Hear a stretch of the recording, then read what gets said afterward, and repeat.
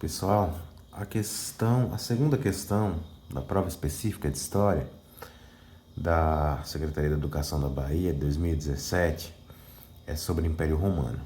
E o seu enunciado nos traz o seguinte texto: o Império Romano, diante do desafio de administrar um vasto território conquistado, estruturou-se por meio de uma ordem política.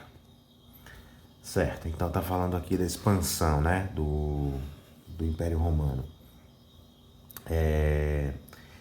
Então, diante desse desafio em administrar um vasto império, ele se estruturou, ele se manteve, né, por meio de uma ordem política. Letra A, baseada na imposição da cultura e da língua romana, o latim, a todos os cidadãos livres e aos escravos em todo o território, reprimindo a cultura local e impondo senadores romanos para governar as regiões anexadas.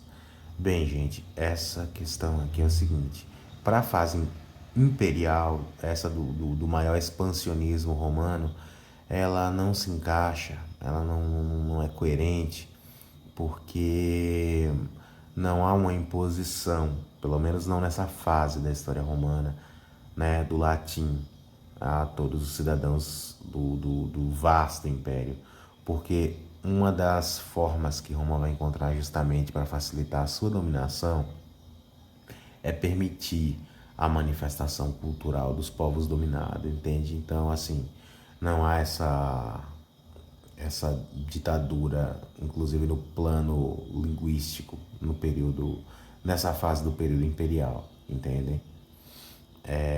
E assim, com relação também a senadores romanos, nos governos, eu tenho minhas dúvidas a respeito dessa informação. Não sou um especialista em história antiga, mas tenho minhas dúvidas. A letra B vai dizer que foi por meio de uma ordem política calcada em um sistema federativo e representativo.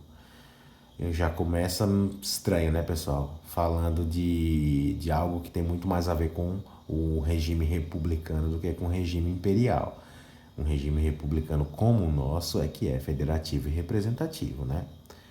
Então, no qual o imperador era escolhido por assembleias formadas por homens da nobreza, considerados cidadãos livres em todas as regiões conquistadas. A gente sabe que não é assim, né? Isso aqui está mais para uma democracia nos moldes gregos, né? Com aquele título de cidadania meio restrito e tal.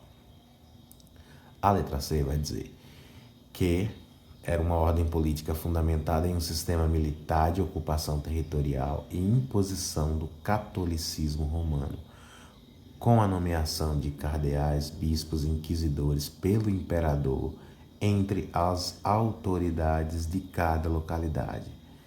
Bem, gente, essa aqui é uma questão que pode ter alguma coerência, porque assim, foi fundamentada em um sistema militar de ocupação territorial, isso sem dúvida, né? Sem dúvida.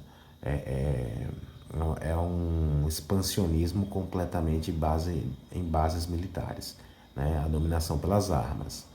Agora, eu tenho dúvida com relação à imposição do catolicismo romano. Isso aqui, a depender da fase da história romana, vai ter coerência, entende? Porque a gente não pode esquecer que o catolicismo em Roma começa como uma religião perseguida, né? E passa a ser na fase imperial, nos últimos séculos de Roma, a uma religião oficial do império, né? A uma religião hegemônica, né? Mas vamos ver as outras questões.